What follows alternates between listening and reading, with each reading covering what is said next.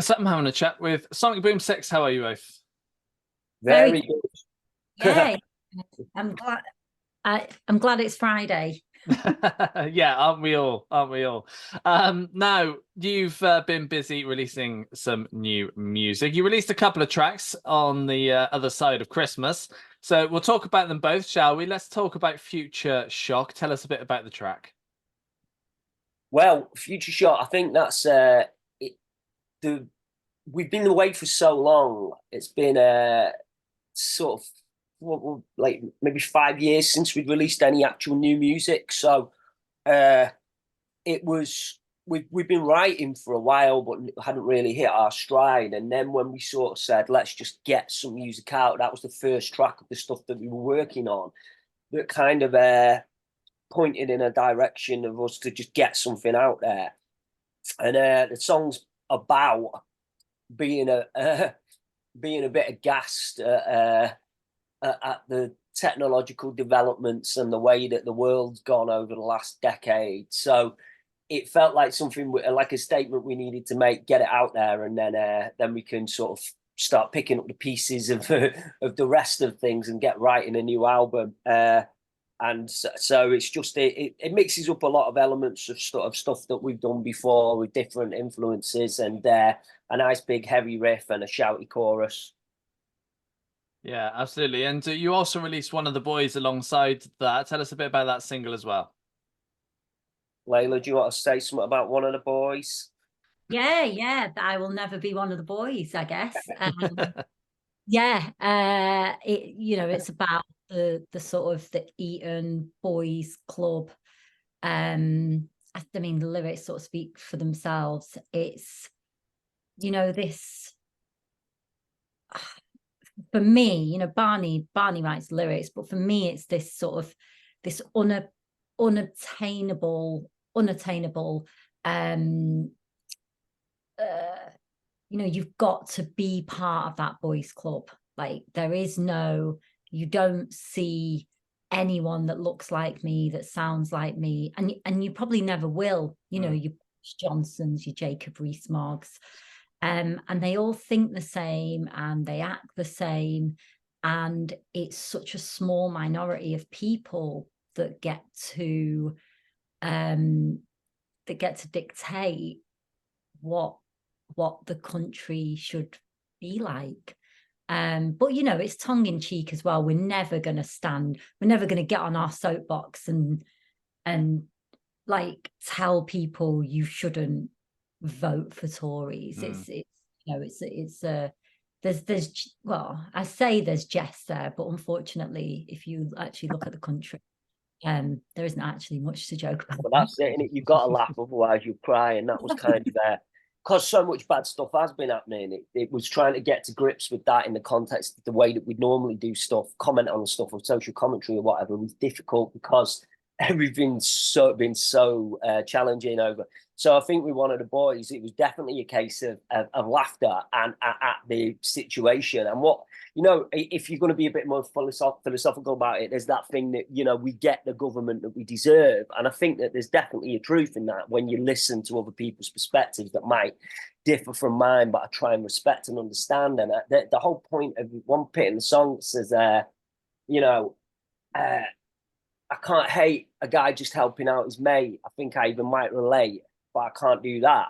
The key thing is there's a truth in that. I can, there is a truth in that. I can understand why people that do run the country have become emboldened because no matter how bad they are, it's like with Trump in the state, no matter how bad they are, the more they say it out loud, the more people dig the heels in that support them and are making the absurd just normal, and the worse they are, the more people love them. So I can understand why they would do that. So it's that's why it's had to be with humor, and I think that's what we've got our mojo back with that song. There's a bit of humor there, and we with this single we've worked out a way to move forward because I've got to tell you, from like 2016, the state of the world was like really doing my head in, but now we've come kind of full circle with it, and we've got to be able to laugh at it and purge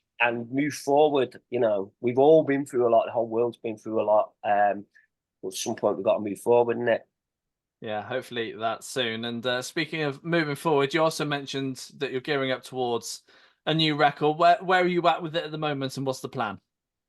We've got like 10 tunes written, and we've always, over the last 5 years, we've always had loads of ideas, and kind of the good ones have filtered themselves to the top. But what we did with this single, we recorded and engineered it ourselves, mainly Jimmy, our bass player, kind of taking the helm on the engineering, and then us all chipping in on production and that. And then we got this time we got James Lockery to mix it. So we did it ourselves. And before, when we've been in, you know, when we recorded, we've worked with lots of different producers and stuff. We've always been very hands-on. But this time we are actually now literally recording the album ourselves, because normally we would demo it and then sort of record over those demos. But now we're actually, so we've got like maybe 5 or 6 songs written, and then there's another couple to go, but we know what it's going for. We know we've got kind of recapturing, you know, like a lot of bands are doing, we're kind of recapturing what we were doing at the beginning, or trying to get ourselves into that headspace of the philosophy of mixing up different stuff, and being quite raw and creative, and fun and kind of action packed, rather than really caring about like what it's going to sound like on the radio or whatever. And we've just done a cover version for a new compilation that's going to be coming out, which is going to be ska punk bands covering metal tunes. I can't say much more about it because it's not been announced yet, but we did a tune on that we're absolutely loving. And it's kind of, that's given us a bit of a North Star to kind of go, all right, with this is kind of the vibe we want to get on the album. And that's very much mixing. It's like dub reggae, and then it goes into hardcore punk. Very, very like our old stuff. It's like early days Sonic Boom 6 stuff, with lots of different instrumentation and fills, and not a lot of loops. Just it's very live. But then it does have that sort of like dancey edge when it gets into the reggae. So yeah, hopefully we'll get it out this year. We've recorded like 2 tunes, like not full, but like the backing tracks and that. But I think now we know what we're doing, it's a lot more you know, it's a lot more easy now we know what we're doing. Yeah, absolutely. And you get the chance to play these new tracks live. You've got a launch party in March, and you've got some festivals coming up as well. But you can't wait to be doing some live shows again. Yeah. We're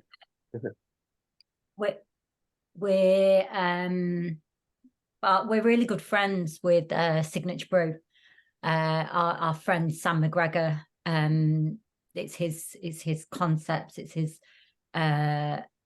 baby, and they've got like an amazing brewery at in, oh my God, I live in London, but I don't know whether it's east, west, south. Black Horse Road, isn't it? Yeah, I think it's East London, but correct me if I'm wrong. And so yeah, we're releasing like a best of with a couple of new tunes on it, and we're having a launch party there with JB Conspiracy, Rochambeau, and it's just going to be like, you know, in the olden days we would just have a big party. It wasn't so much about, oh, you know, it's a gig and this many people have to be there, and this, it's just you know what, it's a celebration of music, it's a celebration of history, it's a celebration of people that decide that they want to create something and put it out into the world, and get in a van and do our best with it. So yeah, it's just like, it's like a celebration of where we all are, including the people that are going to be there, because they've, you know, everyone's been on this journey with us, and I'm sure there'll be people seeing us for the first time, but that, you know, it's the start of their journey. And just, there's something about us when we play live that it is, we're amazing live, and I can say that with confidence, you know, because we enjoy it so much. And I don't mean amazing like the best musicians always singing in tune, but you know, you put an audience in front of us that look like they might want to have some fun, And that is just like, that's the best. Yeah, absolutely. I'd like to talk a little bit about the writing side of things as well. So for you guys, how do tracks normally start? It's there's a few different ways, because I'll tend to sort of pretty much write fuller tunes. I suppose because I do the lyrics. A lot of the time it will be from me, and then it will be on GarageBand, and then it will go to James, who then fleshes it out. But then also other times it's completely different. For instance, Future Shots, like apart from me playing a little bit of bass in the verse and then writing the lyrics over everything, I didn't have nothing to do with that. I think that came from our drummer sending us all loops, and then I think Nick came up with the riff on GarageBand or whatever he did it on, then sent it to James. We do a lot in the studio, and this is kind of how we're trying to. This is what, like our last album, the F-Bomb, last full length, a lot of that was written by me on GarageBand on the Tube, and then we all went and overdubbed it and did bits and bobs over it and that. But this time it's going to be different. It's got to be more guitar forward, and I think that we're learning to mix it up, because when you just write stuff in the studio, it doesn't have those little. There's something about when say on our first album, if you listen to a tune, there's a tune like that called Danger Danger. Every time it plays a verse, me and the guitarist will do different fills, for instance, little details that come from playing it together in a rehearsal room. Now, if you write in a tune, as you start to realize what works in tunes, you start to go, actually, those details don't really matter. But then you come full circle with it and you go, actually, they do add a bit of sizzle to the steak, because the hooks and loops are more important, but those little details give stuff a sense of sort of excitement and a humanity that's, that feels like people playing live in a room. So what we've started doing is getting songs to a certain point and then sitting them together and playing them. So for instance, on that last tune that we've done, this cover version of the metal tune, what we did, James told Luke to do random fills in the verses, then he arranged the fills, and then he sat down and he sung the drum fills to me and told me to play bass fills with them drum fills. It's a really interesting way of doing it, and that's because we've all got so much experience now that we little things like that, where it's kind of, that's trying to create this idea of this spontaneity, but it's kind of making sort of these creative decisions that give us the control on the sound that we need, but also throw in these little creative and musical curveballs. And that's what we've been getting better at, because there was a time when we went so far from that side of things. So you do tend to come full circle with things. But yeah, writing with us, it is very hybrid. It's never sit in a room together and start writing. There might be times where I'll have an idea for a song and then go sit with Layla and Nick on an acoustic and we'll get the vocals done. But it's never us all studying it, because it's not even a good way to write that. Like, unless you like the Stooges or something, like all being in a rehearsal room and just sort of screaming, you're listening to your own bits. It's like it is not the best way to write. But then when you don't write like that, it can get a little bit separate. So it's trying to find a way that keeps that cohesive bandness in there, but also as so you can actually think about the arrangements, and you're not all just playing a riff that you record and then you realize you're all playing something different. I mean, that's what would happen at the beginning with us. Me and Ben would go, "What were you playing now?" I was playing a sharp third and he's playing a flat one. It didn't matter, but and when it comes to the lyrics side of things, once you've got the music sorted and you have to add lyrics to it, how easy do you find it to add lyrics to music you've already created? Well, I don't like having music and then have to write lyrics to it. Of course, that is necessary sometimes, but the best songs that we've ever done, and I feel like the best songs I know that like Morrissey and Marr, for instance, and the Smiths, Johnny Marr did the music, and then Morrissey did the vocals. But despite his last 10 years of being a curmudgeon, Morrissey's a genius. But I think just one thing of songwriting is my best tunes would come where I would think of the line first and then I write the song around it. So One of the Boys was like that. I had One of the Boys, but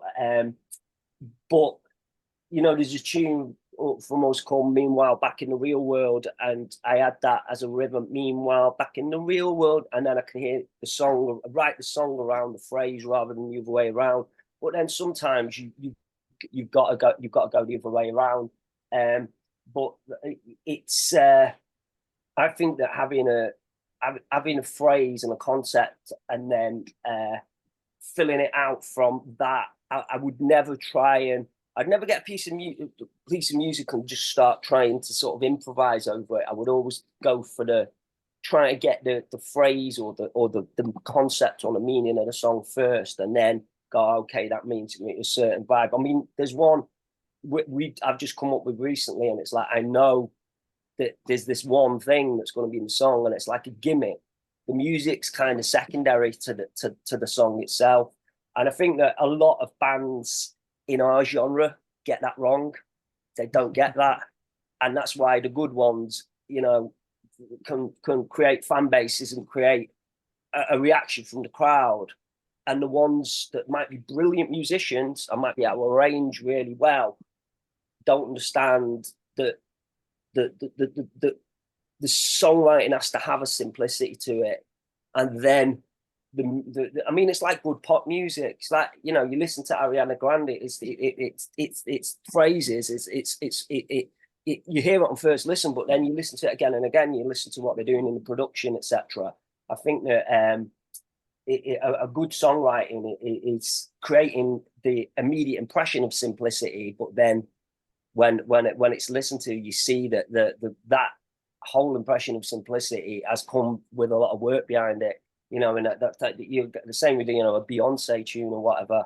It sounds simple, but then you listen to it and there's a lot of stuff going on. So I think that's what, you know, we'd never put ourselves on that kind of pedestal, but that's what I think of when I try and write stuff.